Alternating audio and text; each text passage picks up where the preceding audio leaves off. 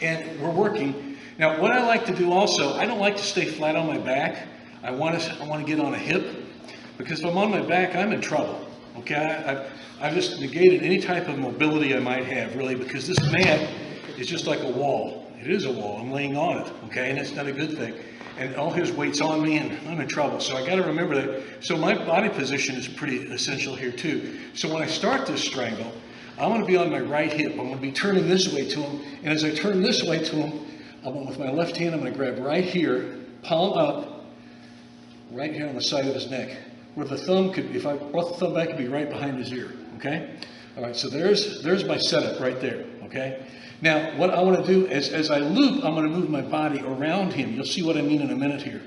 Now, if you can, some people like to grab their thumb inside this. I don't. I've never found it works for me. You can try it if you want. But what I'm going to do with my other hand, as I come around and loop over, I'm going to take my right hand here, and I'm going to grab up here somewhere. I'm going to pull his head down and grab a tuft of jacket. Okay, so I've got this, and you get a handful of jacket right up here. If you can get the thumb in, great. It might work for you. Some people it really does. It doesn't for me. Okay, but I'm going to grab here and this tuft of jacket. So I've got this palm down. Okay. Now what I'm going to do is I loop him, my arm over his head. I'm going to shift my body a bit too. So I'm going to come over here and I'll loop this one. So I was here, wasn't I? Okay, and this was my start position, and I'm working here. Now he's not stupid. He knows something's on here. He's going to be fighting this. He knows. Here's the threat, okay?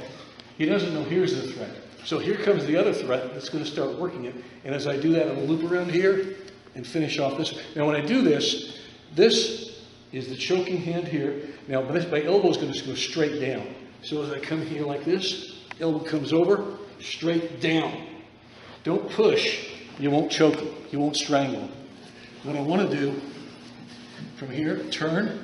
Get my hand, I'm going to pull here, get a handful of jacket. Now when I come over, loop over. Now look, watch this elbow. It goes straight down. Palm is this way, palm is this way, like this. And this cuts it here. What's that? Tuck those elbows in. Yeah, tuck those elbows in. Because here's the strangle action here. Here's where you're going to really catch this carotid here. Okay? So working here, and he knows it's coming, and he's fighting me, he knows it's happening, and now I'm going to move over. As I move over, loop over, catch it here, and there's the choke. You see, I'm still on my hip, but I turn over to this side. Everybody see that? So my body shift is pretty important doing this application of this. Okay, one more time.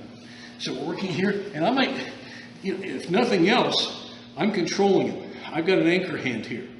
Okay, but I want to work it up here as best I can. Now I'm in a pretty good position. He knows something's up. He's going to be fighting whatever. Now I'm going to start working here. See? Get a handful of jacket.